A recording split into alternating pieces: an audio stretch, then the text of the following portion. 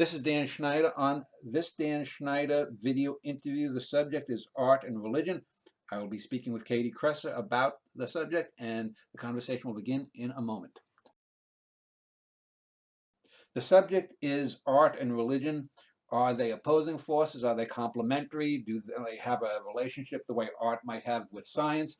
I am speaking with Dr. Katie Kresser.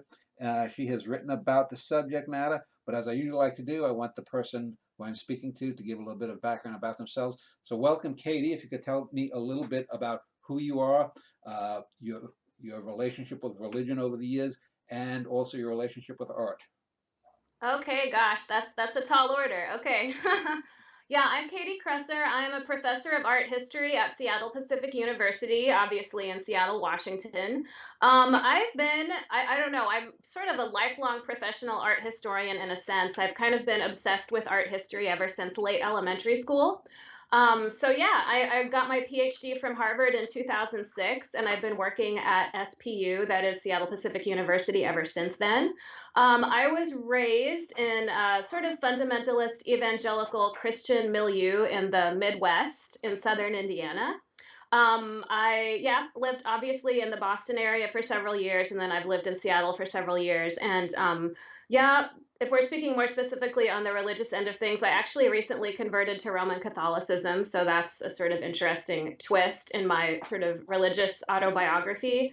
I've written a couple of books about art theory and their intersection with theology, and several essays on the same topic. And I also blog with a couple of religious sites. Actually, I blog with the Catholic one at Magus Center, which is run by the Jesuit Father Robert Spitzer, and I blog with Christian Scholars Review, which is a Protestant sort of academic theology and disciplines website. So earlier today, I did a show on Jainism with two fellows who are converts to that. Well, one was a convert, one was studying it. So I've got to ask you, as someone myself who was raised as a Lutheran, who at the age of 9 told my parents, "I'm not going to church anymore. I don't need that shit." Nothing Yeah. personal. What prompted your decision to uh, go from Protestantism, I assume, to Catholicism? Yeah, great question. Yeah, many people have asked me, and I feel like my answer is slightly different every time. But as having been raised Protestant, it's possible that you might have sensed a sort of disconnect between sort of embodied human life and then the abstract doctrines of Christianity. I don't know if you felt a sort of conflict there, where I think many sects of Protestantism don't fully account for the fact that human beings are embodied and have senses and urges and things like that. Oftentimes, the prescription is just squash that stuff. Roman Catholicism, for me, has had centuries and centuries of experience folding embodied human experience into the religious life. So, of course, it's highly sacramental and highly liturgical.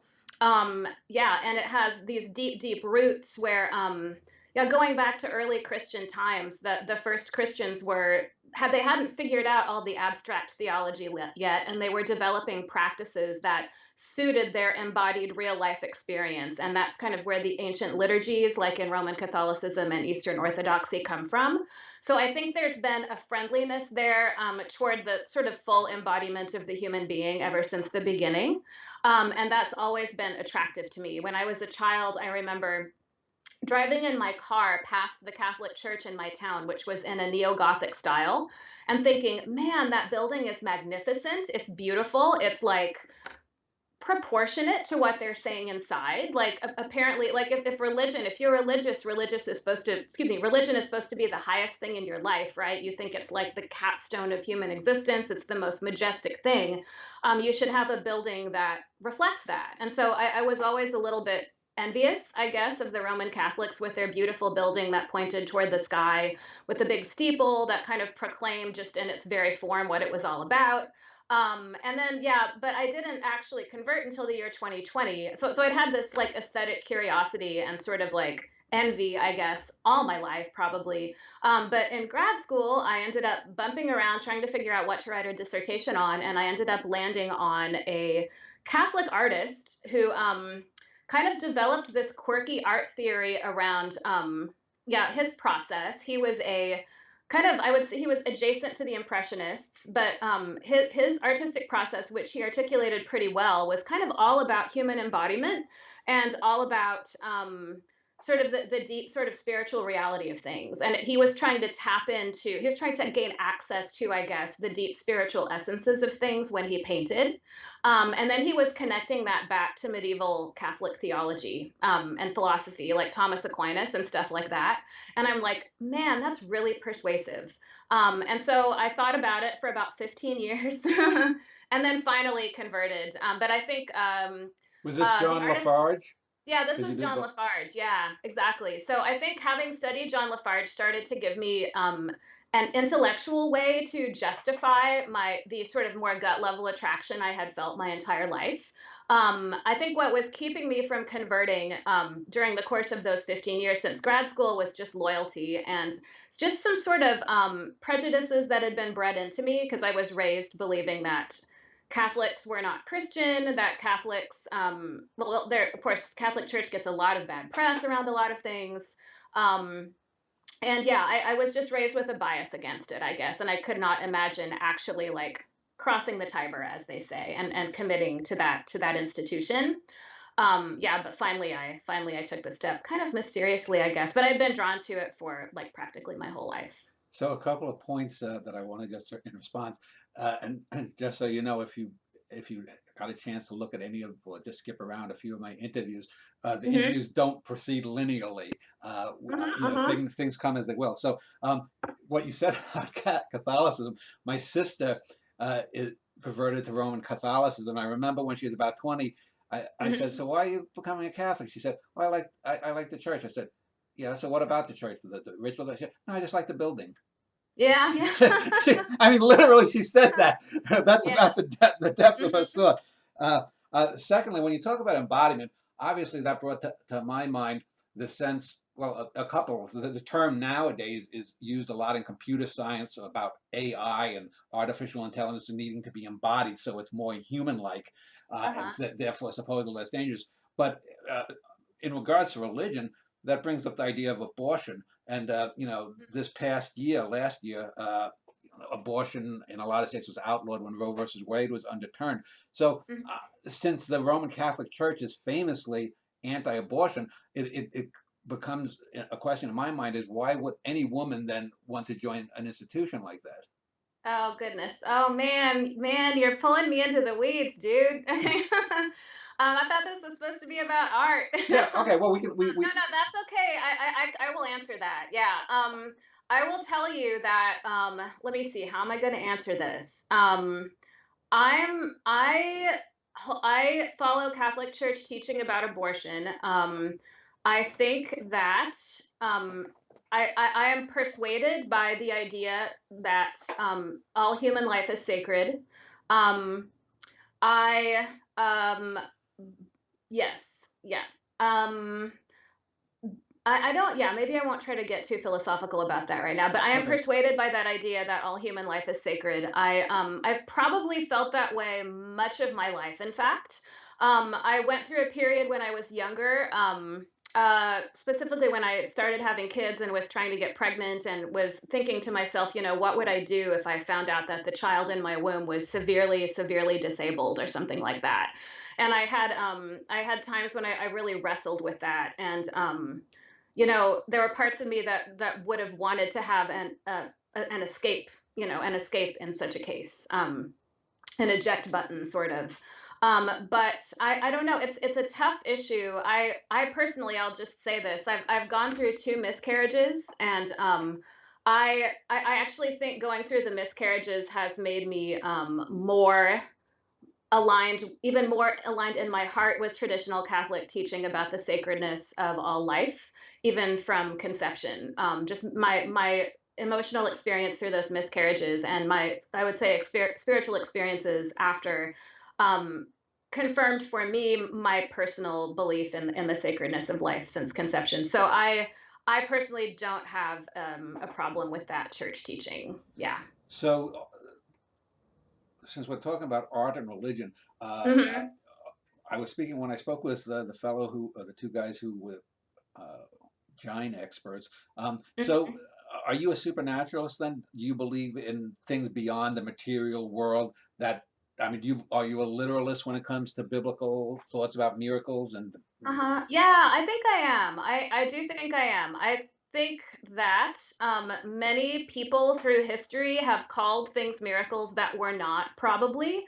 But I think there have also been cases when there were actually miracles. And yeah, we just kind of have to try to figure out and discern which ones are real and which ones are not.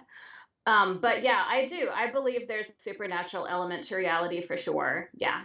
So does that connect up with art? Because when a lot of artists, most of artists then will be looking for the ineffable, the sacred, the divine.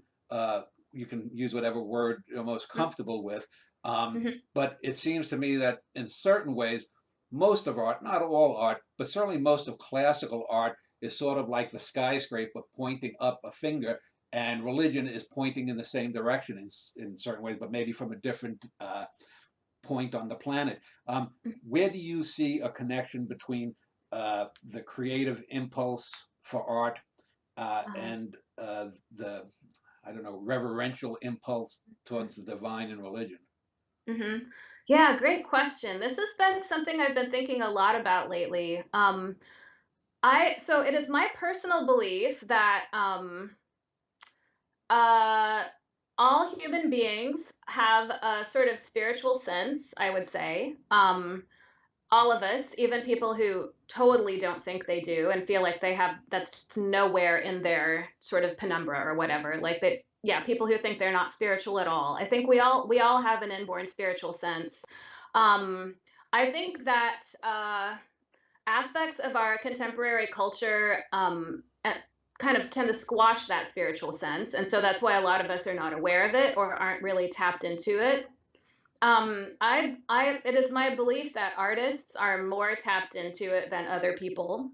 And yeah, so I would say that there's probably a lot of overlap between like maybe traditional spiritual experience, the way it might be described by a medieval mystic or something, and then an artist having a sort of transcendent feeling, kind of inspirational experience. I feel like there's quite a bit of overlap there, that they're tapping into the same basic human function and sort of human capacity, except that nowadays we just don't talk about the spiritual anymore, and we shunt it off and explain it as something else. So, are you one of those people that would believe or argue that art does not come from the self, but comes from the divine? Because I've always argued, and I'm one of those people that you just mentioned, that I'm not Hmm. particularly spiritually nor supernaturally inclined. I call it the divine inspiration fallacy. That and this is why oftentimes you have jealousy and envy and petty in the arts, is that people think Yeah, that you sure do. there's a cloud out there, and that if I reach up and I pull down a great symphony or a great poem or a great film or something, that there's less for someone else out there. Right. Whereas if people look at the creative impulse in themselves, which I think would come from a more naturalistic, scientific background, you wouldn't Mhm. have that. So, what is your take on the idea of divine inspiration and why there's always these rivalries? You know, most famously Mhm. Mozart and Salieri in the film from 40 years ago, that kind of thing. Uh, Uh-huh. Great question. A lot of things come to mind. How would I enter that? That yeah, I one the first thing that struck me when you started describing that sort of problem was the fact that artists before the Renaissance actually didn't sign their work. So, like we're talking about egos a little bit here, and I agree with you that the tone in the modern art world, and I actually feel like maybe less so in the contemporary art world. I feel like we're moving away from that a little bit, but sort of the tone that artistic modernism set up was one that really encouraged just the super inflated ego and really encouraged artists to think of themselves as these transcendent prophets who should just like whom everyone should just like bow before and should listen to because they're so profound and they're so gifted and they know better than everyone else. And of course that's kind of insufferable, and that's part of the reason why a lot of people are totally alienated kind of from the fine arts. They think it's a whole realm that's just a little bit disgusting to them. And I think the egos are part of the reason. What's interesting though, kind of get back with how I started this though, yeah, the idea of an artist signing their work though is a relatively modern invention. Artists typically didn't sign their work before the Renaissance in Italy, and so they would make these kind of transcendent, beautiful, frankly, divinely inspired things, and then they would not try to take credit for them. And so for me, that's, I don't know, there's something very beautiful about that. So it's kind of like if you have this paradigm of divine inspiration and then something turns and twists, and then now you personally are taking credit for it, which is what happens when people start signing their work, and when copyright law gets instituted, which is also something that happened at the beginning of the Renaissance, then it can start to take this, this egotistical turn where now we've held on to the divine inspiration idea, but now we're adding an ownership idea to it. And so now there are certain individuals who own divine inspiration. And then that just like proliferates and gets worse and worse and worse and worse and leads to this kind of big ego fest, I guess you could say. Now I bring that up and I'm like, well, what's the solution though? Because I don't want to say that artists shouldn't sign their work, and I don't want to say that copyright shouldn't exist. But I think that was just a needle that human culture didn't figure out how to thread yet, I guess, back in the 1500s when you're trying to hold divine inspiration and then like ownership of inspiration and tension together. Yeah, I'm not sure what the answer to that is, but I do. Okay, I probably strayed a little bit, Well, but let me yeah. put it this Hmm. way.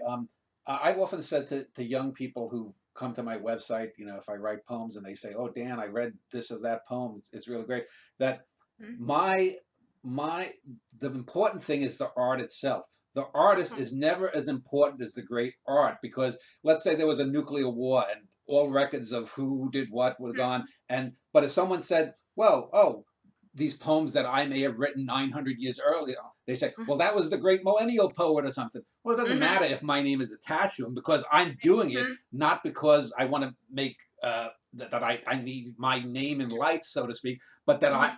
the art helps other people think better or live their life better. And to me, that is what art is. It's communication, and it's communication from one to another person. Whereas with religion, there's always the idea of the communication from that without Hmm. within. So does that? What are Hmm. your thoughts on that?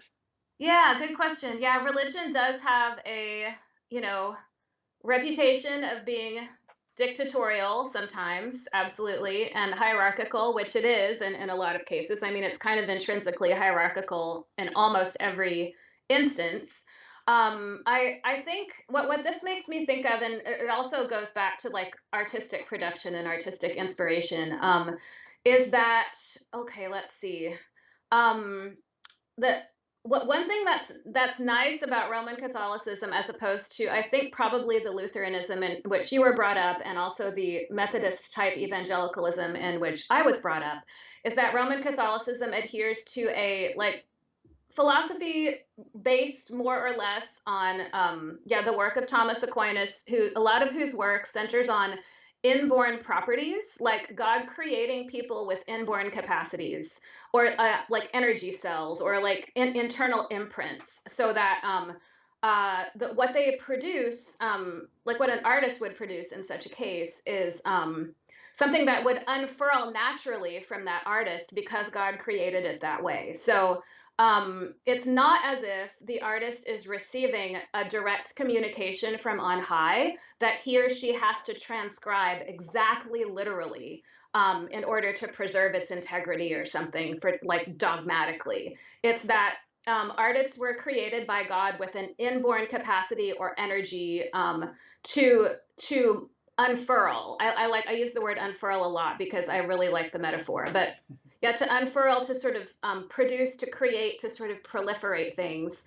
And what comes out, in a sense, I don't know, that gets to the belonging idea again, but it does belong to the artist because it's a growth or a sprouting or a shooting up from a seed that was planted in there by God. So yeah. So it's not the same as like it's not dogmatic top down. This is the message replicated exactly. It's a much more creative, organic process. And then to get to hierarchy, I think ideally because if one holds to a philosophy that God creates human beings specifically to have certain properties that they sort of manifest in the world, then the best model of a functioning hierarchy would be just this sort of network of perfect complementarity, where all the people and their specific giftedness are coming together and using that giftedness complementarily to like let something grow. And so, whereas a sort of corrupted version of that is the top-down version, where authorities at the top are telling you what to do, telling people below what to do. But I think that's not the ideal. The ideal is that people are coming together in their giftedness to like share their gifts. But it's just that human beings keep screwing it up a lot. So you mentioned a painter named John Lafarge. I want to talk Hmm. about a painting school that is nowadays shunned, and you talked about modern art, and that's the Hudson River School of Oh painting. yeah, yeah. To me, this is probably the one of the subdivisions of an art form that most perfectly mixes the scientific, the material worldview with that of, if you want to call it religious or divine. When Hmm. I think of people like Thomas Cole, when I Hmm. think of people like Frederick Edwin Church, Hmm. and those, like, they'll have these huge canvases, and it'll be a volcano, it'll be ice flows, or it'll be the some canyon out west, and the way the light is moved. There's the sense that there's both a naturalism and also a supernaturalism there. And I was wondering if, when you write or you think about art and religion, is it this kind of art form or approach to art that, whether it's in painting or any other art form, that is sort of what you would think of as the most harmonious melding of both? Oh, okay. Are you a fan of the Hudson River School? You personally? But generally speaking, yeah. I mean, there are some that are a little overblown, but Yeah. My students, there's a Albert Bierstadt at the yeah, Seattle Art Museum. yeah. Do you like Albert Bierstadt? Well, he's sort of the Richard One Wagner of of the painting. overblown ones. Yeah, the Wagner. I agree with you. That's a good that's a good comparison. So he's a little over the top sometimes, but Yeah. they love that painting. That they all just like gravitate to that every time I take them to the Seattle Art Museum. And I can roll my eyes a little bit because I think it's pretty operatic, like you said, it's Wagnerian, but it is beautiful and it's like attractive and captivating, and it's also huge. Like it's a lot of those paintings are really big and they envelop you when you stand in front of them. Yeah, and you were saying that's kind of a derided art movement, which I think is true. I actually think as all of our sacred cows are sort of getting torn down nowadays. I feel like that is creating space for once derided art movements like the Hudson River School to kind of receive some fresh appreciation because, yeah, just sort of the dogmas of modern art just don't hold anymore. Yeah, people are open to a lot, many different kinds of artistic expression as equally valid, and yeah, it's not clear what's elite anymore. But yeah, to get back to your question, yeah, I don't know. That's a I think the Hudson River School is fascinating. I think it is I don't know. I think it is an interesting combination of a natural kind of more scientific outlook melded with a supernatural outlook. And it feels valid to me, I guess. It feels valid. I think it feels valid. It's a kind of it's a way of finding spirituality in what for those artists was wild uninhabited land. And so which there are a lot of critiques of that. It wasn't actually uninhabited. Some of these scenes that the Hudson River School painters painted that look like they have no human inhabitants in them actually did, historically speaking, who had either been driven out or died because of disease or something, right? But the fundamental thing that they're sort of grappling with there, I think, is valid. Yeah. I don't. And it's interesting. You see something similar. I don't know if you know the work of Caspar David Friedrich in Oh yeah, Germany or something like yeah. that. But yeah, there's kind of a similar. It's romanticism, right? It's romanticism coming out of an age of just total disenchantment with both church structures and political structures, and trying to find sort of a new ground to have transcendent experience. And that new ground is nature, right? It's finding God in nature, and I think. And I, like I said, I think that's valid. I think nature perhaps had been overlooked by many people as a source of divine inspiration, and the Romantics helped rediscover that. So yeah, I have a soft spot in my heart for the Hudson River School. Well, J.M.W. Turner, I would say, is closer to the Hudson River School than Oh, Bastida. sure, yeah, yeah, I agree with that. Yeah. I want to diverge just a moment from this sort of talk we've been having. I want to refer to something that you had sent in an email to me talking about the realm of stimuli in the spiritual world. Um, uh, and you're being interested in how spiritual intuitions get desublimated into psychology, ideology, etc. So, what do you mean by the realms of stimuli? That reminds me of this bad found artist, and I'm going to talk about found art later Uh-huh. on, named Henry Darger. I don't know if you know who Henry Darger was. Oh, okay, yeah, I Yeah, know who I was Henry Darger is. So in the did you realms say of the that? unreal. Yeah, he Uh-huh. did this like Yeah. 20 million word terrible book with the cutouts of girls with penises, little girls with penises. It was Yeah, yeah. just, but anyway, what do you mean by the realms of stimuli? Uh-huh. Okay, okay. I do want to digress a little. So do you like Henry Darger or do you dislike Henry Darger, or are you really on the fence about Henry Darger? Well, Yeah, I'm when just I talk curious. about art, I try to stay away from like or dislike. Okay, okay. Because I can there might be a supermodel I think is beautiful, but I don't like, and there might be a plain Jane that I like a lot, but I'm not going to say the Got it, plain got it. Jane is prettier than the supermodel thing. So, but no, Yeah. I think Darger. Uh, I could get into abstract expression. I think a lot of art of the last 100 years has been just a big sham, to use a term that you Uh-huh. used, on people. Because, for example, I don't think that you can take uh, a pure orange canvas and say that that's equal to the Hudson River School painters in talent and Mhm. ideation and in execution. Yeah. Uh-huh, uh-huh. Yeah, yeah. So Henry Darger's interesting because, yeah, as you probably know, yeah, he was total outsider. He didn't even really make his art to be consumed by anyone else. He made it for himself.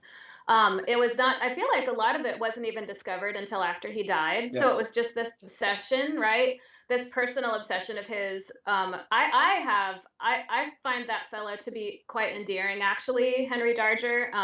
I mean, I haven't read the whatever many thousands of pages of book that he wrote. I think the imagery has some good visual qualities to it. You know, it's weirdly crude and unrefined in a lot of ways. And speaking of what you just said, the Mhm. people who discovered it have now put it in copyright. There used to you could find Uh-huh. large swaths of it. So now people Mhm. are making money off of this guy's work. Yeah. I don't know if you've heard of the photographer Vivian Maya. Do you know who Not Viv? really. I don't Yeah, think so. she was a photographer who died. A guy found it. They did a documentary on her. She's probably one of the top 5 to 10 American photographers of all time. It's wonderful stuff. But there's a difference between Henry Dodger and that Vivian Maya was a great photographer. She was a Mhm. great artist.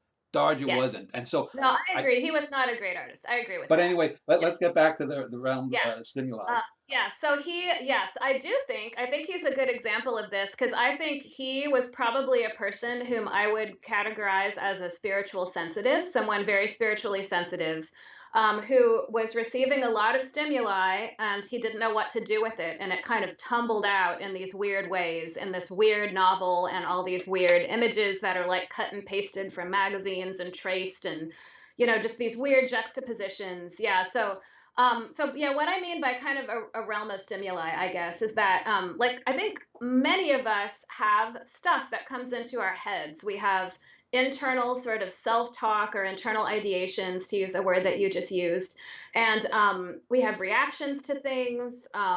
We have imaginings that come into our heads. There's just for many of us, some more than others. There's just a lot going on in there, in the head, in our minds, and I think we I think some of that is coming from spiritual sources. Not all of it, some of it's memories getting rehashed and, things that are triggering us because of a past experience, or some of it is just us cogitating over a encounter we just had with another person, or some of it is like just a really florid emotional reaction to something that's causing all these things to fire in our heads. There are a lot of there are a lot of vectors going into that mishmash in our brains, but one of the vectors is a spiritual vector. What that are It's information coming from a spiritual realm that has good and evil in it. And yeah, and if we pretend like that realm doesn't exist, and for me, this is my opinion, obviously, if we pretend like that realm doesn't exist and that everything can be explained just through human social relationships and through the outworkings of natural forces, then I feel like we're not getting quite the whole picture. Our explanations and our reactions and our sort of problem solving, yeah, they're not going to completely work because we're not taking that additional vector into account. We're not taking that extra layer into account. Does that make sense? Yeah, I was thinking as you were speaking uh, of the difference, though, between the the will to art and the will to believe, let's say, that religion has. Um, uh, would you say that that comes from a similar source, or that they are from different parts of the human experience or the human mind? Because as I mentioned earlier, I think when we're talking about art, we're talking about presumably what's going to be a more peer-to-peer, to use a very capitalistic term, uh, Uh-huh. a peer-to-peer uh, engagement with someone else. Whereas when we're talking about something of the divine, we're talking about usually something that is more personal and also more subjective. And I know I want to get to the objectivity and subjectivity ideas later on. Um, do you think that there's more objectivity when we deal with art, when we are in the realms of art, and it's more inherently subjective when we're dealing with spiritual ideas? Because you might be a Mhm. Methodist, I might be this, but the person who's sitting next to you in the pew, who professes the same thing, might have 20% difference in what they believe in. But Mhm. yet, if we both watch a great film, let's say 2001: A Space Odyssey, we might have that same kind of similar Mhm. uplift that we get from sitting and listening to a great hymn. Mhm. Right. Let's see. So there's something, so to rephrase a little bit, you're saying there's something about great art that speaks somewhat objectively in the sense that it has an impact that maybe can impact everyone kind of equally and in a sort of um unambiguous way. Like you just view it and you think, oh, that's just great, that touched me. Yeah, and it doesn't have anything to do with doctrine, right? It's just that aesthetic impact is just undeniable and it's available to everyone. Is that kind of what you're Well, it is that doesn't have a to fair way of necessarily be putting it? aesthetic, but it's something that deeply affects me. Because I think we make a false dichotomy by separating the mind and emotions. Because uh, I've always said, when you read something great, you may not be moved by that a particular film. Let's say you're watching Stanley Kubrick versus watching Andrei Tarkovsky. Tarkovsky is obviously much more, if you've ever seen his films, is a much more spiritual, mhm, religious based filmmaker. But I would argue that when you stimulate the mind, it'll always percolate downward, or the opposite of percolate. It'll always drip downward, and it will get to that emotional yeah, center. Whereas when uh-huh, you watch a movie that's primarily emotionally based, what was that yeah, famous movie with Shirley MacLaine and Jack Nicholson in the 80s? There was a famous tearjerker movie. But when you go just for the emotion, it rarely, if ever, can percolate upward to the mind. So right, I think there's a false dichotomy between the uh-huh, mind and emotion. And I think yeah, it's also maybe a false dichotomy between art and mhm. religion. Yeah. No, that's good. Yeah, the a lot of the Christian mystics talk about how the human being is uh a temple. I don't when and there's almost a hierarchy within the human being where yeah, well, you have the spirit's at the very top. But the spirit, well, this is complicated, kind of dwells in a realm of unknowing where uh where everything up there is too big to comprehend, and so you kind of have to block that off for a minute. But below that is the intellect, like at the top of the tower maybe, and then as you come down you get into the emotions, and then you get into the base senses, like the five senses or like the lusts or something like that.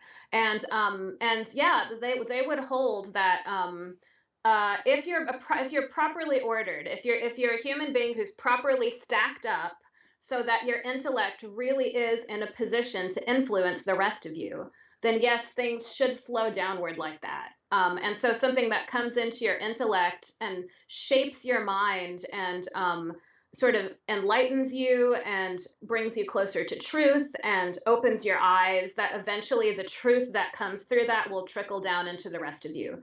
If you're not stacked up properly, and if your lusts, are the ones running the show, so that your brain can't think, and so that you can't actually, engage with anything intellectually, then that doesn't work. But if you're stacked up properly, then yes, stuff coming in through the intellect should be able to trickle down and continue to reward you and continue to give you, your emotions come in line with it, and it fleshes out your emotions and connects your emotions to truth.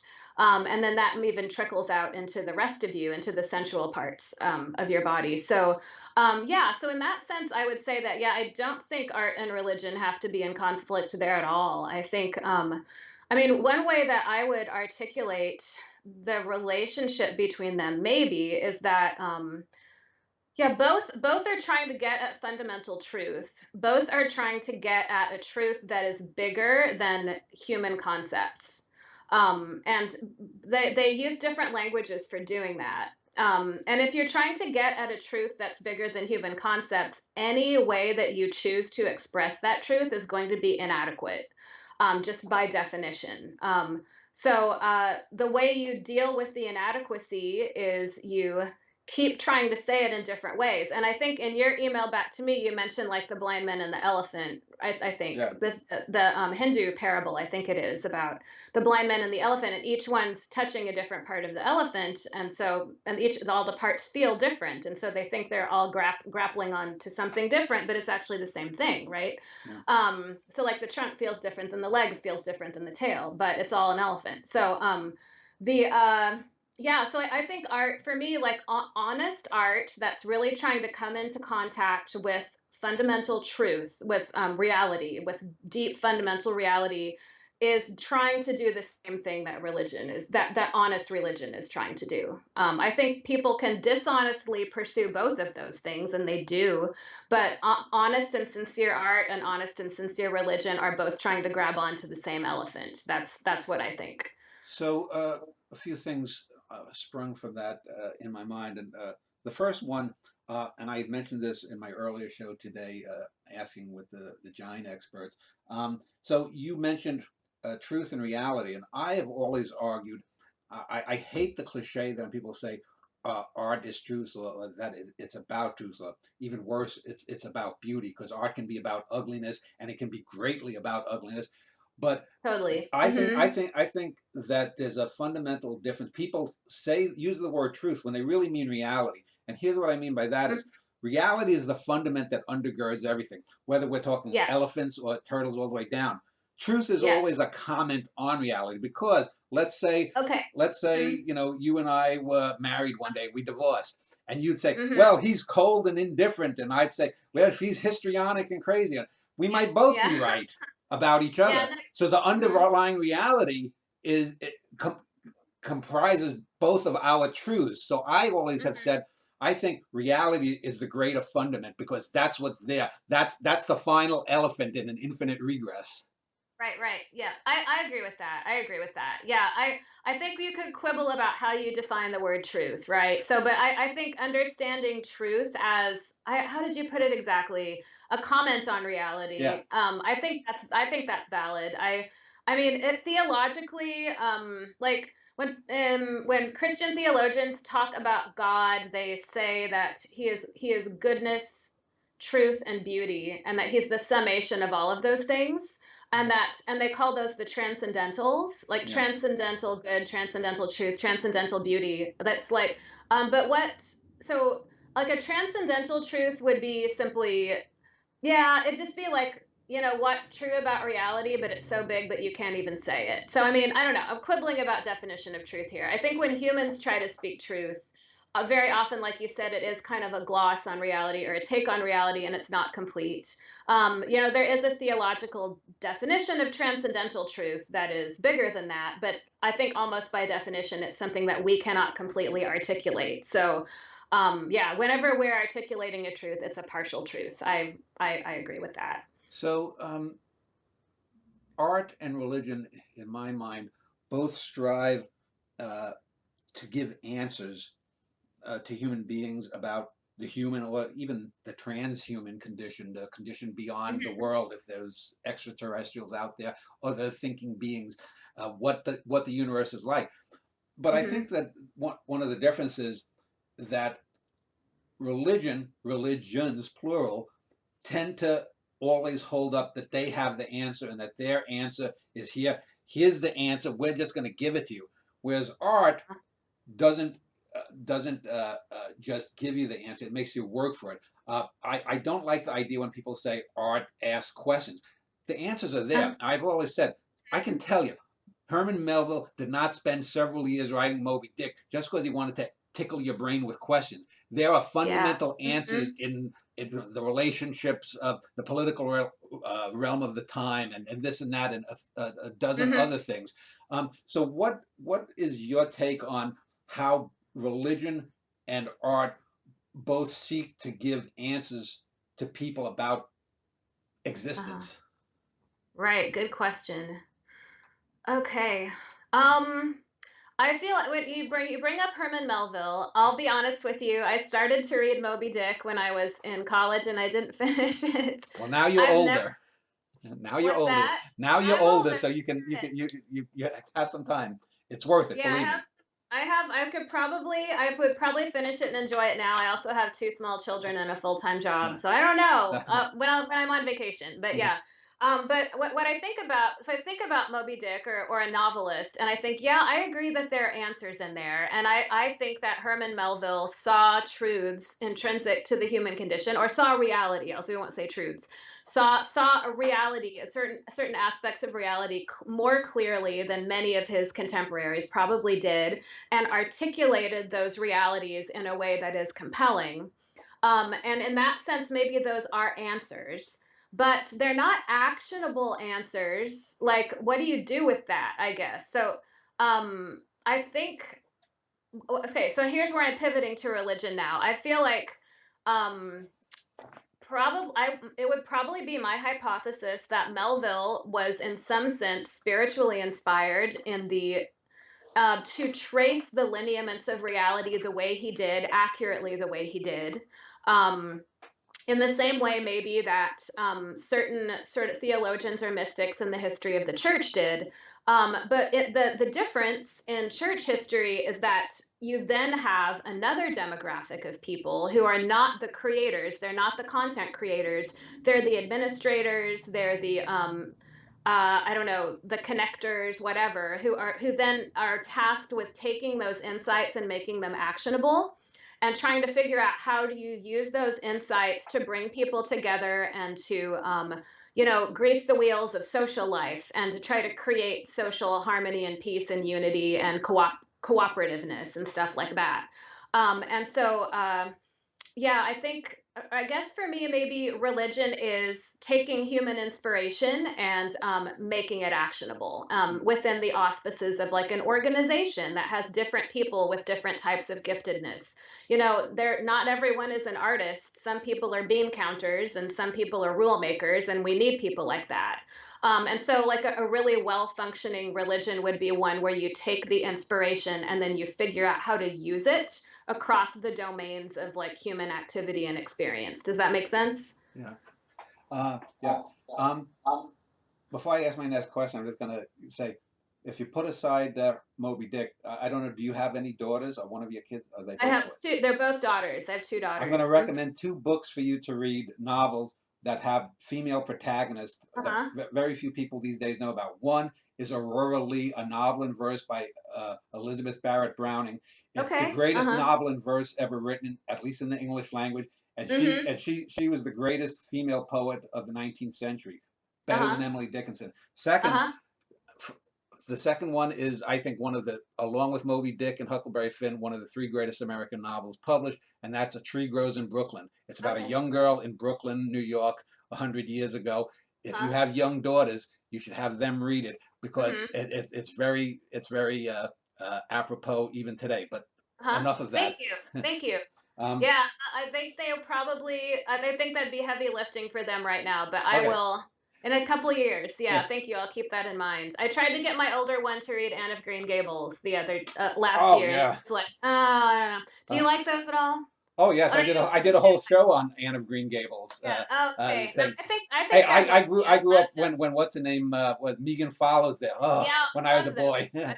Yeah, those were so good. I um, yeah, those were good. but I I mhm. wanted to also, the third point that came out of the last area we delved into is the idea of art as therapy. Now, I don't know if that's necessarily the best way to approach art because while religion, I think, can act as something to stanch a psychic wound, while religion may be able to have reparative properties, art, yes, it can make you better in certain ways, but I think that's asking too much of art, and I think it leads people to greater disappointment when uh, they're writing a poem and it doesn't help them get over a relationship, or if they're engaging in watching great films or going to the theater and it doesn't move them. What is your take on the whole art as therapy? Because to me, that's something that is more in the province, or should be in the province, of religion, Uh-huh. if Oh, anything. yeah, thank you. I agree with you. Yeah, I think art can be therapeutic, but only up to a point, which I feel like that's kind of what you're getting at as well. Like when you were saying that, a quote from Pablo Picasso came to mind, and I don't know the exact wording, but it's something to the effect that like good art is an exorcism, or yeah, like he equated making a painting to an exorcism.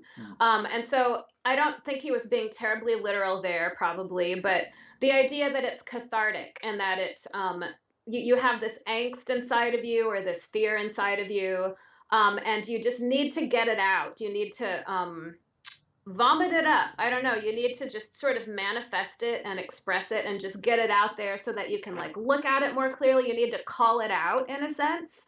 I think it's a process of gaining self awareness, maybe.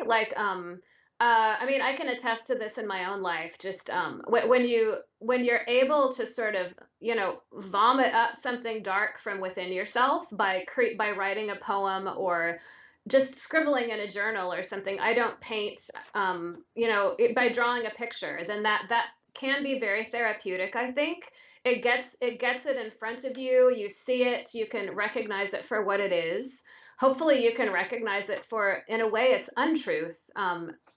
Especially if it's something I don't know, like degrading or something coming from trauma that you just need to get out of yourself, right? So there's kind of an expulsion that can happen in those cases that I think is very beneficial.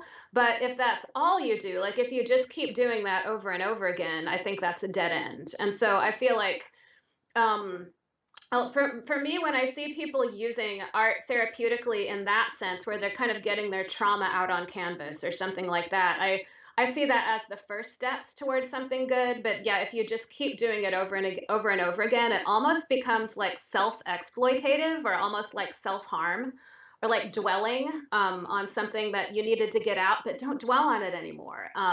And for me, I think the next step is to it's once you expel that stuff, you have to replace it with something good. And so I guess that's what I would say. I see art as being therapeutic, but I um, only up to a point. Like if you're using it cathartically, you need to realize that once you've gone through the catharsis, you need to kind of replace the darkness with something light. Otherwise, you're not going to get anywhere. You're just going to fall back into the darkness again. And the light that you replace it with, I think religion, used properly, offers a lot of promise in that area. A lot like it, yeah. Um, you can get spiritual healing that heals up those dark places, and makes you not have to go through that process of exorcism again and again and again and again, and that process of catharsis again and again and again because you have healed that wound. Yeah, I think religion has healing properties. I want to read one of the paragraphs you wrote in an email here, talking about sincerity, and then let's comment on it. You said, I've always been interested in sincerity and what that means. How do you translate honesty and authenticity into a material product that must be labored over, analyzed, and reworked? This stream of thought tends to get worked out in the essays I write for Image Journal, which I've covered topics in this sequence: metaphysical source of inspiration, the grotesque or paradoxical as a response to the incomprehensible, camp as a florid gesture that's also a response to the incomprehensible. Um, it's interesting that you mentioned, well, we'll talk about sincerity in a second, that you mentioned camp as a florid gesture as a response to the incomprehensible. Um, I, I don't know if you're being pro or con camp. I think Mhm. camp is an interesting way to deal with things, and it's often not used in today's world. I think we often have what I would term cynicism when we talk about, like, I'm not a believer, for example, in the Joseph Campbell man myth with a thousand failures, the monomyth stuff. I actually did a show against that with a number of academics, because a lot of stories, uh, in fact, the vast majority don't actually follow that pattern. But this seems to me that, especially in today's culture with these superhero movies, art, characterization in art, uh, it's always dark. The people are always cynical, and there's Yeah. no one in real life, even in Nazi Germany or the Confederate South or the worst, parts of empires that were enslaving and murdering people, that it's always that dark. So, what is your take? Well, what do you mean when we're talking about camp as a response to incomprehensible? And does that tie in when with modern cynicism in art? Uh-huh. Yeah, so that's a good question. A couple of things come to mind.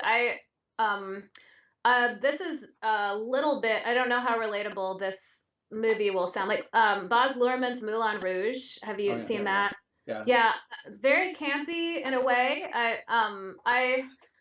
But very earnest. I remember when that movie came out, and I don't remember how old I was, but I was, my friends. I was with friends who were like young, and we think we know everything, and we have good taste. And some people are like, "Oh, that movie's just like so tacky and just so over the top," in a way that made them sneer, kind of, because there's this. You talk about the cynicism, like it's like good to be cynical. Like the smart people are cynical. And Mm. so if you like something that's super earnest and sort of tacky and colorful, then like you don't look smart anymore. And so I remember kind of defending that movie, because the over the topness was just kind of delightful to me. Um, I didn't like Nicole Kidman singing, but but anyway, yeah. But I don't know. There's something there, like the earnestness, like that. And shouldn't go down the path of that movie too much because I don't know if your listeners are even very familiar with it. But this idea that you take what's basically an ordinary human experience and you just see a halo around it, like and just popping sparkly colors and exuberant music and people gazing at each other with doe eyes and breaking out into song, like unprovoked because they're so in love. And they're and it's not realistic. It's not what you see in real life when you go around observing people's relationships, but it it's truthful in the sense that it does get at some underlying reality that really is quite sublime. And if we tried to depict sort of messed up human romances the way they actually appear in real life, we could get it sort of documentarily correct. I don't know, like you could do a documentary about it and it would seem really accurate and everything, but it wouldn't get at sort of the deep underlying sublimity of it. The way Well, he did. have you Mhm. ever seen the films of John Cassavetes? Actually, no, I've heard of him. Well, I you know should, that's because somebody I should be familiar yeah, with. Cassavetes is someone who gets to the core of human relationships in his best films. But he's the exact opposite of Baz Luhrmann. My wife was just talking to me a few weeks ago about Romeo and Juliet, that film he did Uh-huh. with Leonardo and what's her name, Claire Danes, Yeah. and how that reinvigorated this, I mean, Romeo and Juliet was trite when it was written. I mean, for Yeah. God's Mhm. sakes, Orpheus and Eurydice goes back 3, 4 thousand years. It's this doomed lovers thing. That's about as cliched and as cynical as you can get. And yet Mhm. Lerman brought an energy to it. Now, I don't think it's a great film, but I enjoyed the Uh, movie. And, you know, uh, but this idea that depth or being adult, I mean, cynicism has its place when it's needed, but to be cynical about everything in art or everything in religion or everything in life is is is is an inappropriate response to things, because there's mhm. variegated things in life. Yeah, I think it's an egotistical posture, cynicism. I think it makes you look smart.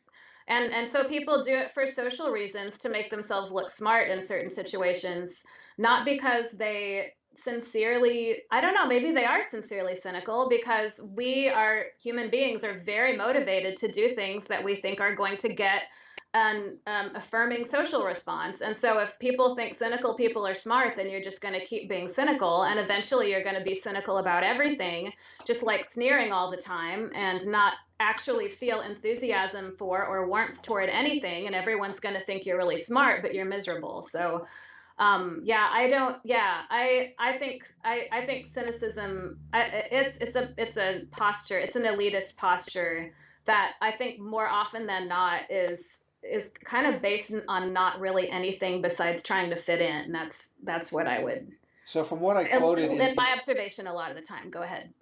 from what I quoted in your take on sincerity, I got the sense that you think that sincerity maybe comes more naturally in religion than it does in art.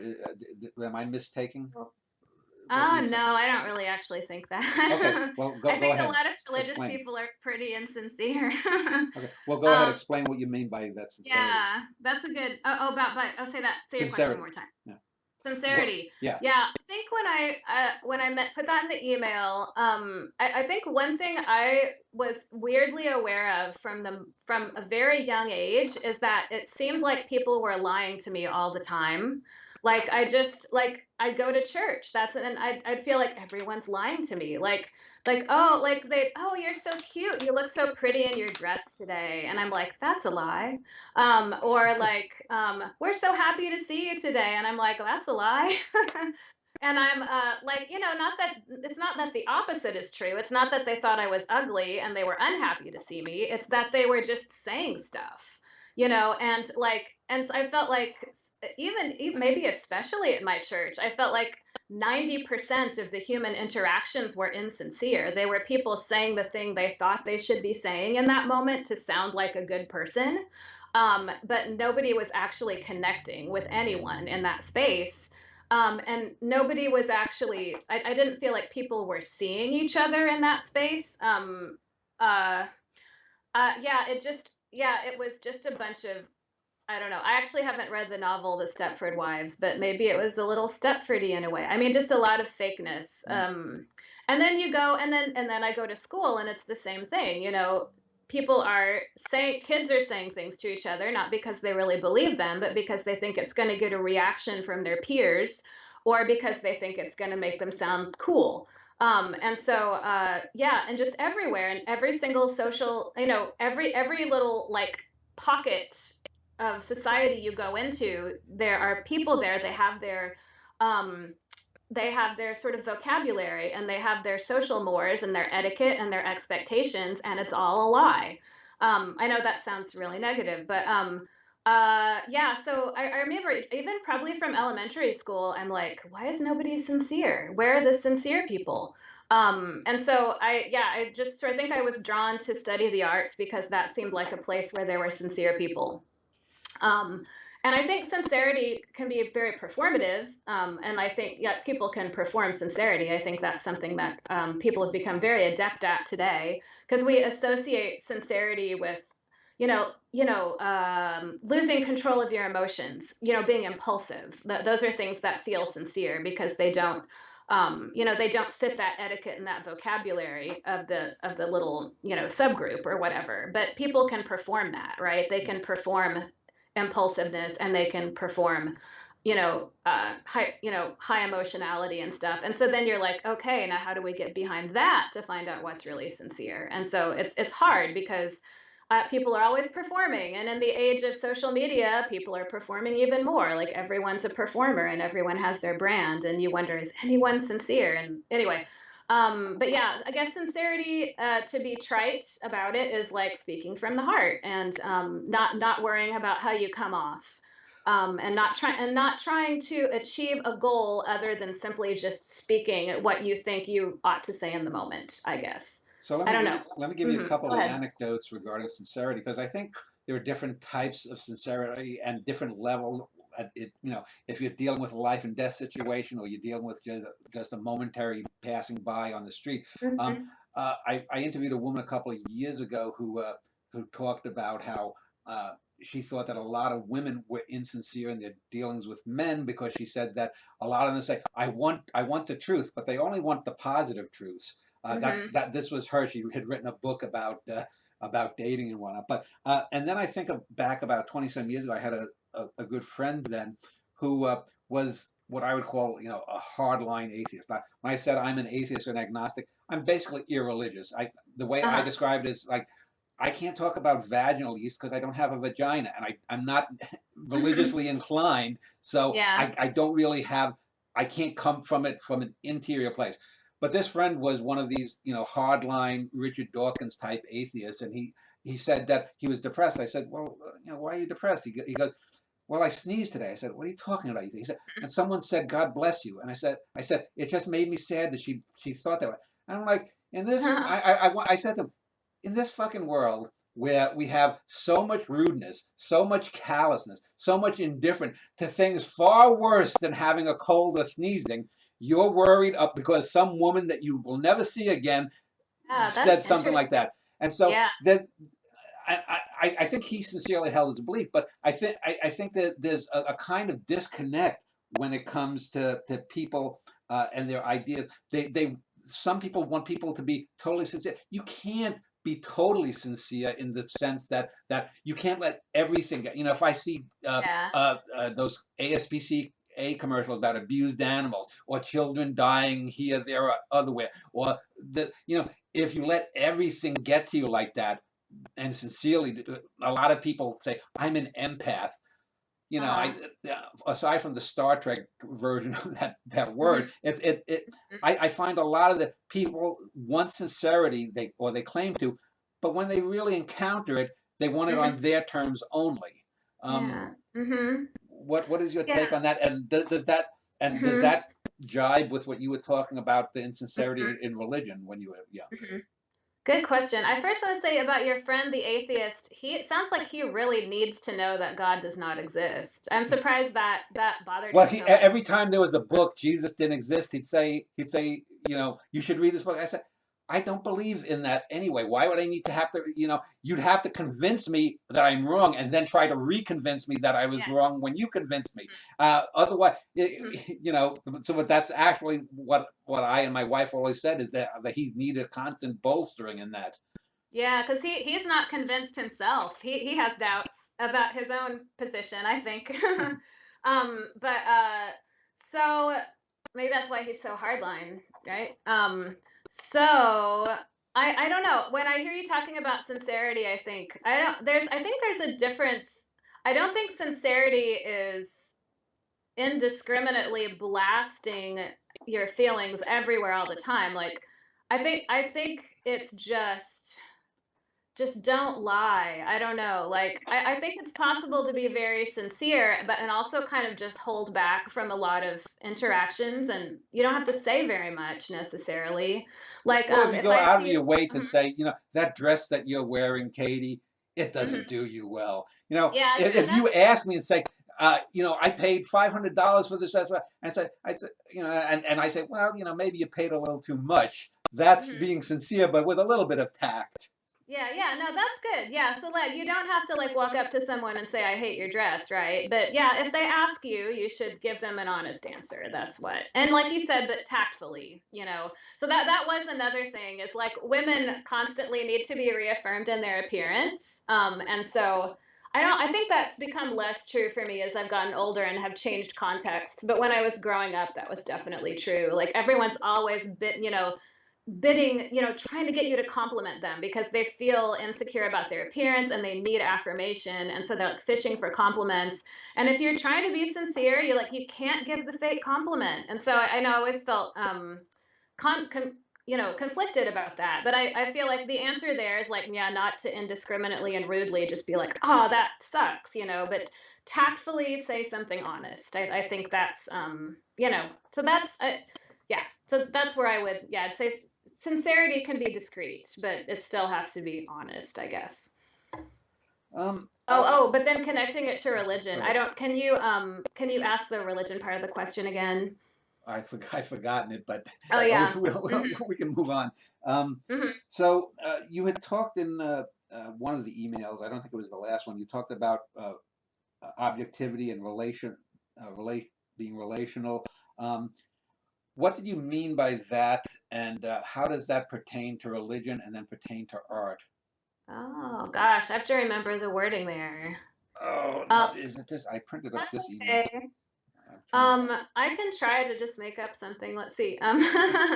The yeah, no, so relational, I don't know. Um, I guess, yeah, I'm thinking of when you talked about how art is peer to peer sort of earlier. Hmm. I think effective communication, no matter what it is, whether it's religious communication or what we would call artistic communication, I think it knows its audience. And so yeah, I think yeah, I think and this is why, like, the truth is bigger than our concepts, and that as a result, there are a zillion different ways to express the truth or express reality. Let's say reality.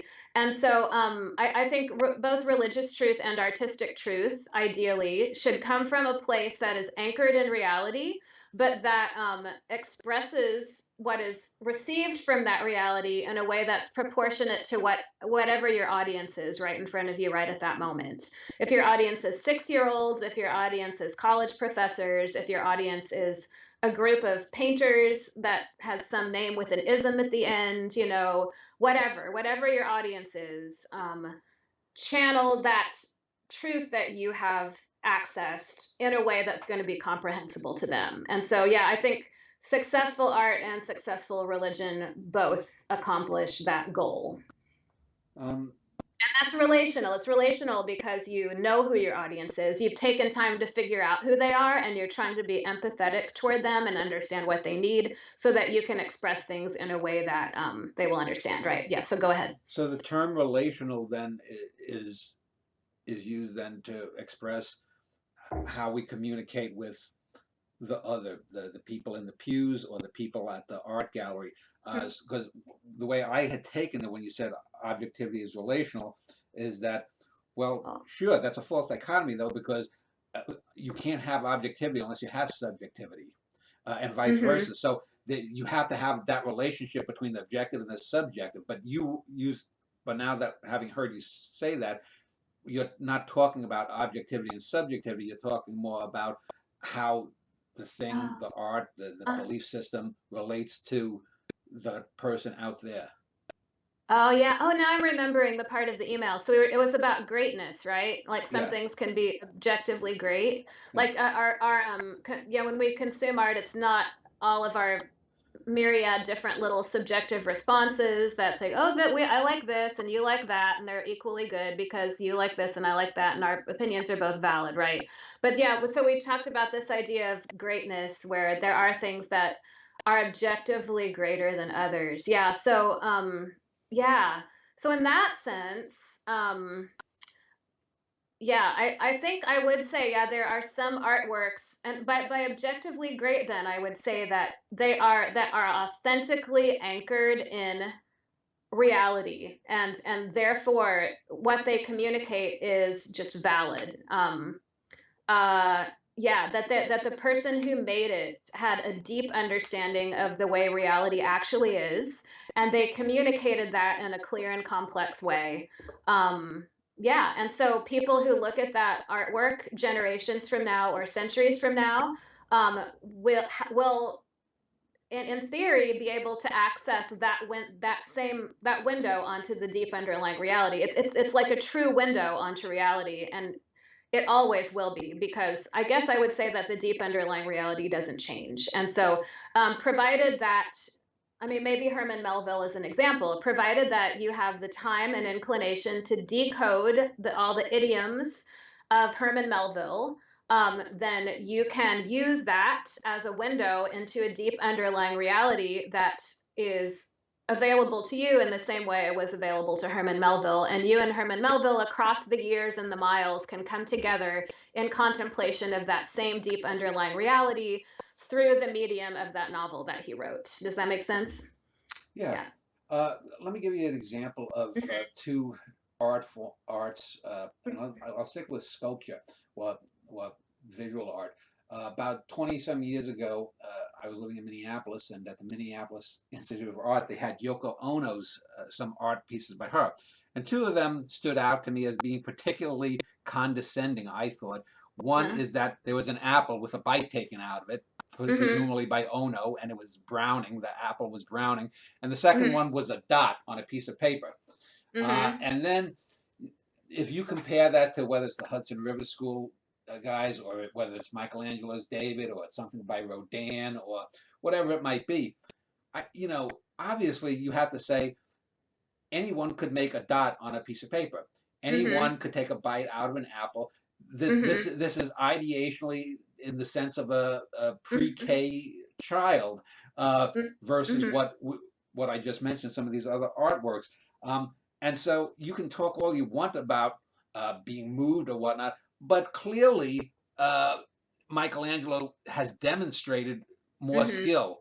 mhm, Rodin has demonstrated more skill. The painters we've mentioned have demonstrated more skill than just mhm, doing a dot or biting out an apple. So, uh-huh. um, to get back to the idea of sincerity, this is, I think, one of the things that I think turns a lot of people off to art when they see this sort of half-assed, oh, I'm an artist just because I say so. Look, I'm going to Mhm. take it. Or was Serrano's Piss Christ, if you've ever seen that.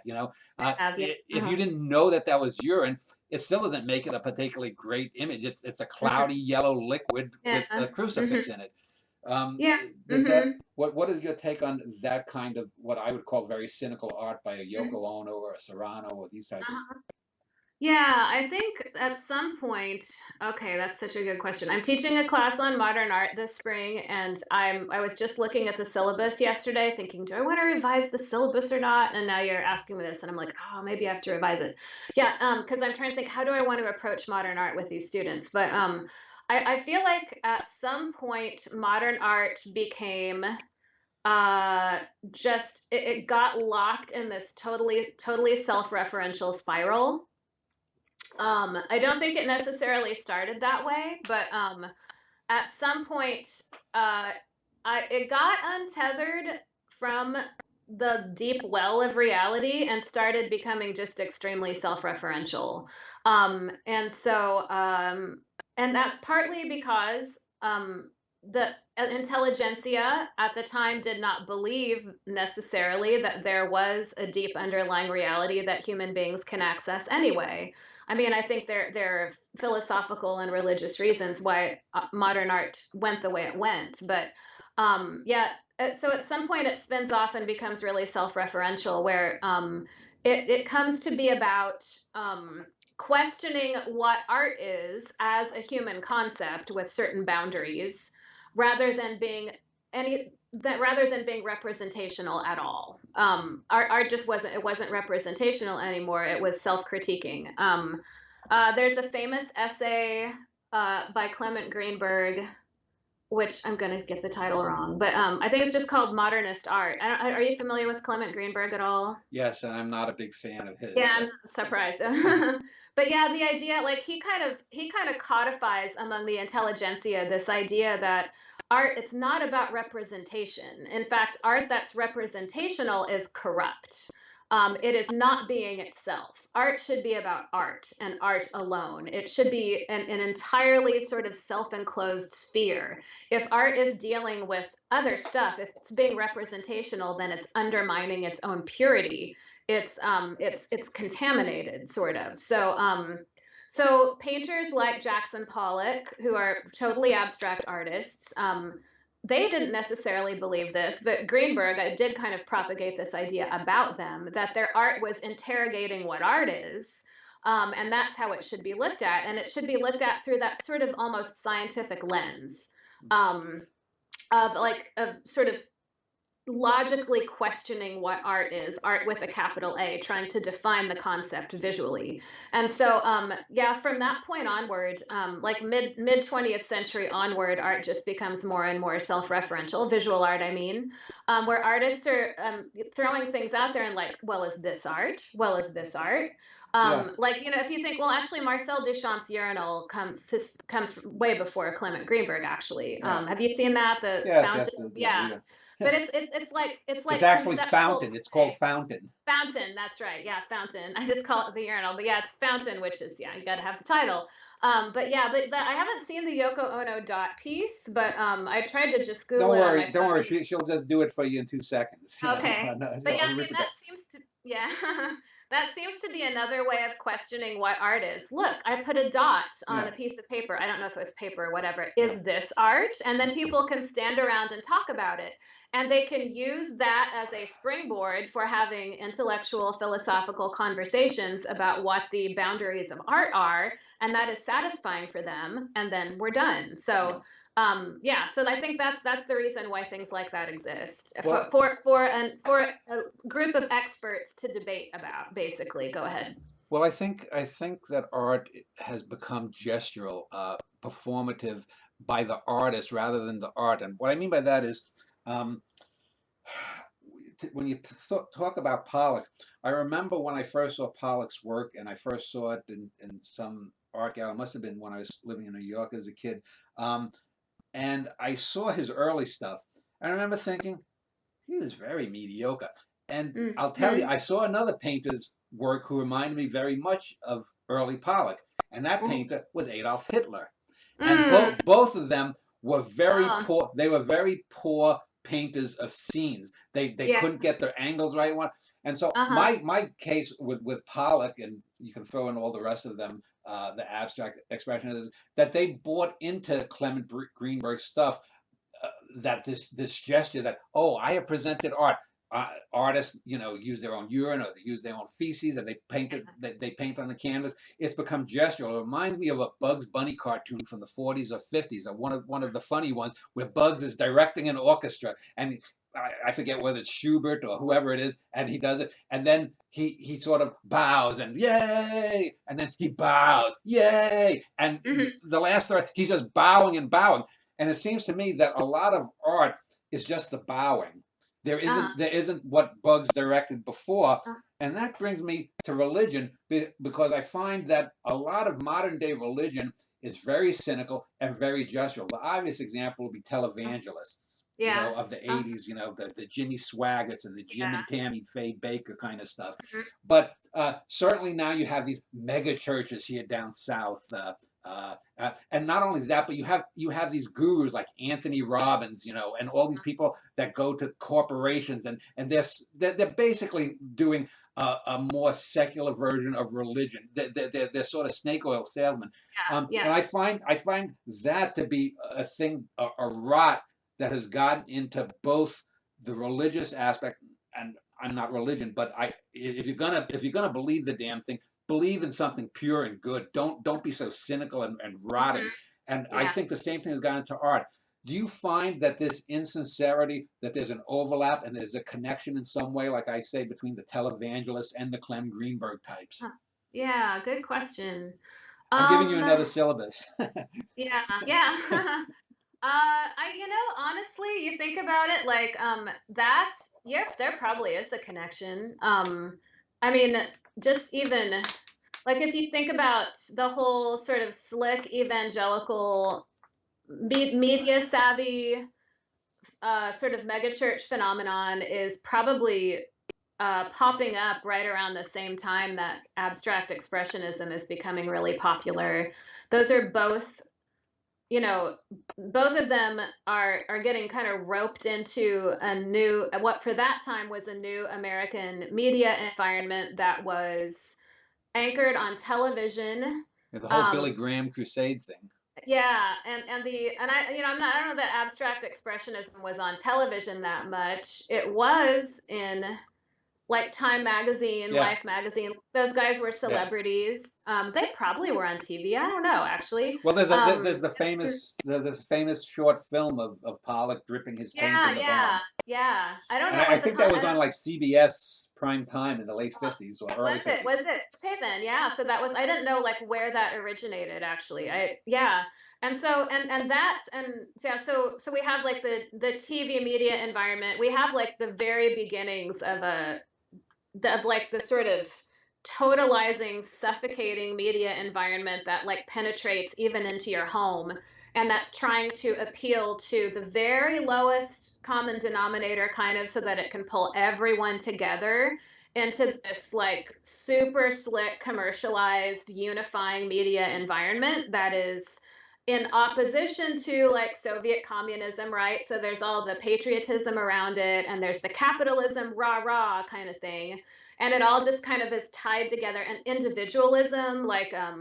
one thing about the abstract expressionists is they were such mighty, muscular individualists who had their own very particular way of looking at things that was very idiosyncratic and sincere again. And it's like totally the opposite of like Soviet collectivism and stuff. And so, like, yeah, I think there's a lot sort of ideologically and politically going on with both of those, both fine art during that period and probably like the mass evangelism stuff. They're both playing into that pressure cooker of like the highly individualistic mass media anti-Soviet kind of ideology that's just like mushing into this American TV culture thing, American screen culture thing. So yeah, which is like you said, I think did you use the word gesture? So it's very Yeah, gestural. It's gestural. very Yeah, yeah, where it's just like yeah, strong, simple, powerful gestures that appeal to the lowest common denominator and very can quickly get vaudeville, everyone. very vaudevillian. Oh yeah, so very yeah, but yeah, of course they wouldn't have thought about it that way, Yeah. right? But yeah, no, yeah, I think those are probably definitely connected. On the religious side of things, my belief is that the televangelists, they start off sincere and then they get corrupted because power corrupts, right? So I think almost without exception, it seems like they start off sincere. They've had a personal transformative religious experience that they want to share with people. But then they get famous, they get wealthy, they start to like worship the wealth, and they become a cartoon of themselves. Well, And there's that whole Jesus would you don't here down in Texas. I forget the name of the guy who has the mega church. oh yeah. He's got a big teeth, but he's one of these people who preaches that Oh, Jesus didn't preach a life of what do you call it? Asceticism. uh, Jesus would want you to have that 75-inch color now TV screen. that Joel That kind. Osteen? Is that who that is? Joel Osteen? Yes, Is yes, that yes, Joel Asti. Osteen? Okay, I've never listened to anything by Yeah. him, but I've seen his picture on books, like at the airport or something. I don't know, You but just know yeah, he's know going what to he end up looks in like. prison one day for something. Yeah. Mm-hmm. Yeah, so I don't know. I mean, I'll bet he started off. I don't know. I'm not going to speak to his sincerity or lack thereof. It Yeah. sounds pretty fishy to me, but I feel like he probably started off as very sincere and then got corrupted by power, which is what happens to anyone who has any kind of power. It seems like. Another point that you'd made, Katie, in one of your emails, you were talking about intent. I want to talk about intentionality in both art and religion. And this is one of the things where I think there's a big divergence between the two. I think religion is all about intent. The intent is to save the soul, to guide you towards a path, whatever God or whatever belief you have. Hmm. Intent is fundamental to religion. But I think intent in art, uh, what I intend as the artist, Hmm. doesn't matter because 500 years from now, after that nuclear holocaust, if you found my poems and you were moved by them and said, this is the millennial poet, whoever that may have been, like the Beowulf poet. Well, Uh-huh. what I meant, you're not in 900 years or something. People, the language changes, idioms change. I was born in 1965. Hmm. There are phrases and things from the 1970s that I sometimes slip into, and someone's Uh-huh. like, "Who said that?" I said, "Oh, that was." popular back then. I never heard of such a word. Or something in Boston might not translate down into Houston. Um, Uh-huh. so when we talk about intent, uh, do you agree or disagree that intent is, in a sense, fundamental in religion, but intent in art is not? Uh, all right. Well, good question. I do think, well, speaking on the religion side, there's a lot of stress on intent, like especially just in terms of moral behavior, right? Um, like there's in terms of an action like a harmful action, right? There's the harm that's caused, but if the harm was not intended, then that defrays like the moral culpability of the action a little bit, right? Like if you cause harm and you intended to cause harm, that's evil. If you caused harm but you did not intend to cause harm, that's maybe more, I don't know, Manslaughter. what's manslaughter. Manslaughter. Yeah, but it's more, I don't, it's not, it's, you're not as morally culpable. So that distinction is drawn. I'm trying to think. I know I'm as a new Catholic, I'm learning about these distinctions, but when the Catholic Church defines a mortal sin, that is a sin that puts you in danger of going to hell. It says that there are three criteria a sin has to meet to be a mortal sin. It has to have grave matter, which means that it has to be a really bad thing, like murdering someone. You have to have done it intentionally. So that's the second thing. So, like manslaughter would maybe not count. Actually, I don't know the technical definition of manslaughter. Is it accidentally? Accidental, Yeah, basically. If if right. if if Mhm. I if I come up behind you and stab you in the back and you drop dead, that's murder one. But if Right. if we're arguing and I say, Katie, boom, and I accidentally knock you off a boat and you die, If you're that's manslaughter. gesturing Yeah, around or yeah, something, yeah, yeah, not, yeah, you didn't try to knock me off the boat, yeah. yeah. Yeah, so I guess so the intent is the second one. So it's grave matter, then it's intent, like whether it was intentional or not. And then the third one is freedom. Did you have freedom to choose for or against the action, right? So if you did something with a gun to your head, right, Mm, then that would okay. that would make you less morally culpable. Yeah. If you did something because you were brainwashed or something, or because someone had a gun to your kid's head or something, that would make you less morally culpable. So yeah, so I guess It's like the intention. mother. It's the mother at Auschwitz who says either you have to pick one child to live or die. And Yeah, she say take Tony and save Sissy. yeah, exactly. Yeah, Yeah, there's not a lot of freedom in that yeah, situation, right? Yeah, so those are like the big three that make a sin a mortal sin, and yeah. intent is one of them, right? So intent's pretty important. So yeah, and I think ideally, when religious people are engaging in the sacraments at church or are, bearing witness to their faith or whatever, ideally their intentions would be, behind their words and their actions, and what they would be doing would be sincere and clearly understood and well thought out, and their whole being would be on board with it, I guess. I mean, that's the ideal. I do agree that with art, there's something involuntary almost that goes on.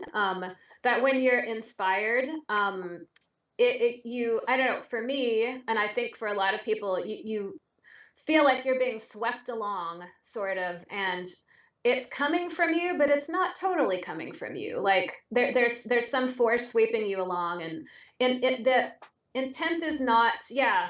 In the act of creation, yeah, intent might begin and end at like consenting to just follow through with the act of creation or something. And much of what flows out is stuff that even surprises you, the author, maybe. And so yeah, it is different.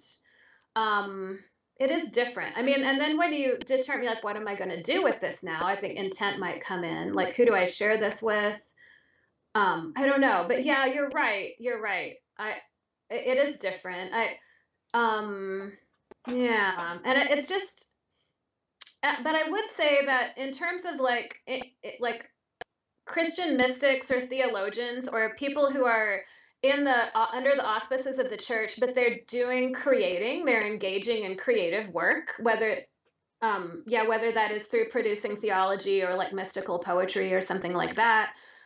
They probably like that. There's something involuntary about that act of creation a little bit, and that is similar to art. So Yeah, I think, yeah, the creative process is just sort of unique, I think, but I think it can go on under religious auspices, but it also goes on obviously outside of religious auspices. But I think it has similar qualities in both domains. I Um, One of the things that I don't like about contemporary stuff, especially here on YouTube, the terms like content creators, and you'll get some crappy videos about this ridiculous show or this subjects that I mean, just a total waste of space, bandwidth or whatnot. And it brings to mind something I've always talked about: the difference between real creativity versus cleverness. And my wife will often say, just because I walk down the driveway to the mailbox and exercise my legs to get the mail does not make me an athlete. You're not LeBron James for doing that. mhm, And I say the same thing. I was arguing with a young girl on some website about a month or so ago that, uh, just because you can doodle something, well, even if you're doing something like an art and a craft, if you're able to whittle some nice little wooden spoon or whatnot. Yes, technically you could say that's mhm, creativity, but it's not the deep well of creativity. It's not making a great motion picture. It's not giving a great uh, dance recital that rivets the eye of the viewer. mhm, And I think people often conflate that. Now, I think that a lot of people make another conflation, and that is that, the, as I said earlier, I think this real creativity does come from the person, the artist, the ballerina, the filmmaker, the poet, the composer, whatever it might be.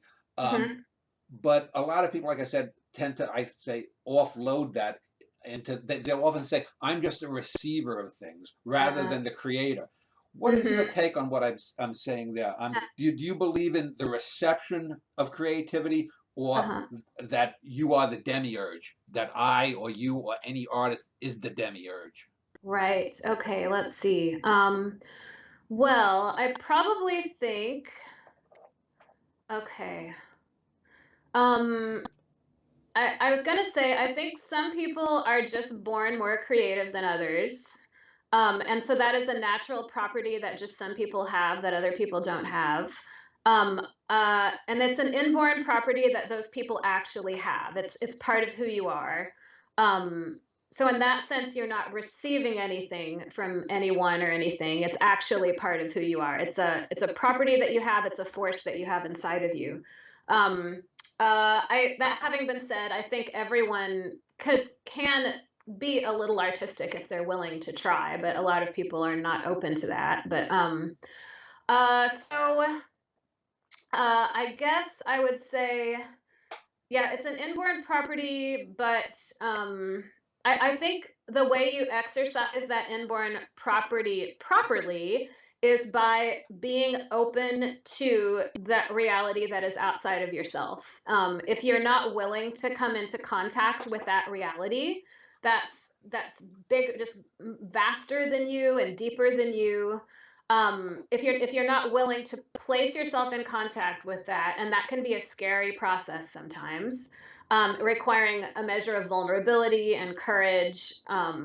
Yeah, if you're not willing to put yourself in contact with reality with a capital R, then you're not going to get the raw material that you need to create. Like, I think that's where the inspiration comes from. That's where the sort of understanding of the way things work in a way comes from, like just the forces of the universe in a sense. And like, yeah, that's where the understanding of like human nature comes from and the sublimity of the universe or whatever. So I think maybe when people talk about receiving things, I might interpret that as that's their way of expressing, maybe in a way that they're not clear about themselves, that they are open to reality with a capital R, that they are practicing vulnerability, and they're allowing that sort of inspiration to rush into them so that they can then make something out of it. And so I guess the clever people are people who are not really open to reality. They never intended to be open to reality. They have a foregone conclusion. Like they have an end that they're working toward, which is very often to make more money or to get more views or something. And so they are deploying a formula designed to achieve that end. And at no point in that process did they ever try to be open to reality with a capital R. And so what they produce ultimately rings false or feels hollow and is totally throwaway. Yeah, but the people who are open to reality with a capital R, there's a part of that process that can feel like prophetic and involuntary, but that's the part that's necessary for having like the deep matter that goes into what you create that makes it good. So maybe it's just a people have different ways of expressing that. And if you feel like if you are someone who's vulnerable to reality and you're open to it and it just rushes onto you and it's a very big feeling that you have and you think, oh, I'm inspired by the gods or something like that, and you can get egotistical about it and you can get a big head, but really you're just being open to reality. Big whoop, like you don't have to be egotistical about it. But Ideally everyone would be open to reality, right? Go ahead. but there's also a good ego. For example, famously Beethoven said, I love Mozart, but I can be better than Mozart. And Mm-hmm. and a lot of people would say he was, and that's a good thing because what he created has lasted what 200 years, and so Mm-hmm. people are still inspired by that. So Yeah. I think there's also a lot of these false dichotomy that ego is all Mm-hmm. bad. If Yeah. there's Mm-hmm. a there was a famous ball player when I was a kid called Reggie Jackson who said it ain't bragging Uh-huh. if you can back it up. Mm-hmm. If you say, and he hit 3 home runs in a final World Series game that won the World Series for the Yankees, and this made Uh-huh. him at the time 45 years ago the most famous baseball player in the world. And so Mm-hmm. he did it, and Beethoven did it, and I think you Mm-hmm. need to have that kind of an ego in order to. So I don't think that's necessarily a bad thing. But I know you have to go, so I want to just ask Oh, one yeah. final question, and then anything else you want to end up on, and that is. Huh? What is the difference, if you find any difference between religion and spirituality? Because Mm-hmm. oftentimes people will say, "Well, I'm not religious, but I'm very spiritual," and Yeah. sometimes they mean it in this nebulous, new agey kind of way, but Mhm. sometimes not. What is your take on those two terms? All right, thank you for asking. That's a great question. My quick answer is that religion is spirituality that people do together, Mm. where they come together and try to find common ground. Like we are going to come together in a community. We are going to try to work together and try to find out where our personal experiences of the universe overlap, and we're going to try to build something out of that. And so I think we live in a society that's extremely atomizing and isolating. And people who belong to traditional religions are wringing their hands and bewailing the fact that people are leaving the pews and they're going home and watching YouTube or whatever, and disconnecting.